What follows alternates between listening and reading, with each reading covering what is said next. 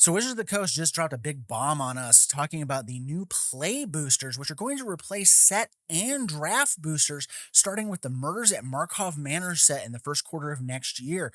So why are they doing this? What does it affect with the general player base? Let's talk about some of these things in general. First and foremost, their reasons for doing this are simple. They are trying to basically condense their product lines because set boosters are the top boosters for players to buy, just bar none. But that affects draft. You can't actually hold a draft using set boosters because those boosters are not balanced in order to actually play with in a limited format, nor can you use them for sealed. So it makes these stores order less draft boosters and more set boosters, so then there's less drafts firing, less sealed events firing, and it just kind of messes with players who actually like limited and forces their hand to not be able to play these things at their local gaming stores. So they're trying to come up with a way to merge the fun of the set booster where you get multiple rares and the slot for the list cards and all this other stuff into the draft environment. And that's where these new play boosters come in. So let's take a look at the graphic they've supplied us to see how these are going to break down. So as I said, starting with the Murders at Markov Manor, this is the way that all of the play boosters will break down. This is what you will be opening, and this is what you will be playing with or using as your quote unquote set booster. You have slots 1 through 6 as guaranteed commons. Slot 7 is where the list card comes in or a common, and there's actually going to be less list cards rather than like 300 or so list cards that they currently have for these sets. You're actually going to have about 40 cards that land on this slot. So the likelihood of hitting one of those cards is a little more common in terms of like what kinds you can get, but the percentage of hitting them is still around 12.5%.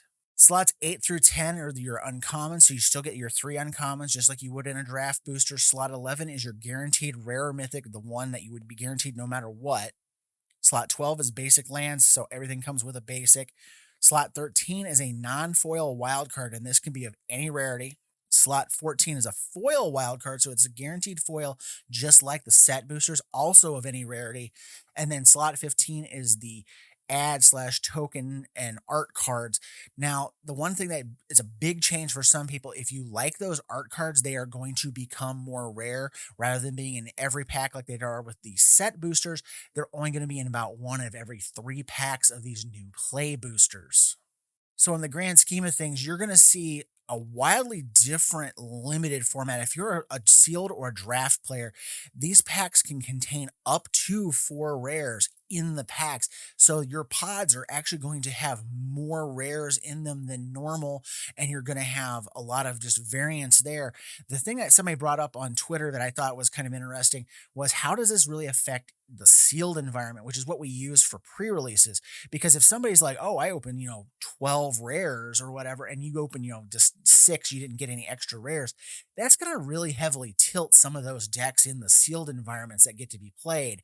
And we'll have to wait and see how this shakes out, if the variance is going to kind of hold that back and not let people have that many rares. But it could be wild if somebody opens the full four rares. I mean, you could have a variance of up to 24 rare cards in a single pool if every pack opened four rares. Hopefully not, but it happens. Now, on top of that, this also simplifies the lines. We don't have three separate boosters. We're only going to have two. We'll still have our collector boosters. Those are not changing. And then you have these new play boosters, which merges the other two together. So this all sounds great. So where's the catch in all this? Well, of course, it's going to be the price. We're going to be using set booster pricing for these new play boosters rather than the draft booster pricing. So those costs are going to go up. On top of that, the full boxes are actually going to go up to 36 packs from the current 30 that the set boosters use. So your costs are actually going to go up even higher. Right now, the Lost Caverns of Ixalan is pre-sailing for around 105 a box online through like Star City Games and sites like that. So you can expect to add on probably another $15 to $20 in cost. So we're probably talking around $125 for these new play boosters. Don't quote me on that. It might be a little bit lower or higher depending on what the margins are and what these different LGSs are charging. So your mileage may vary on that one. So with that said, I wonder what you guys think of this. Do you like the changes? Do you not like the changes? Do you think it's just whatever? Let me know in the comments below. And as always, thank you for watching and have a great day.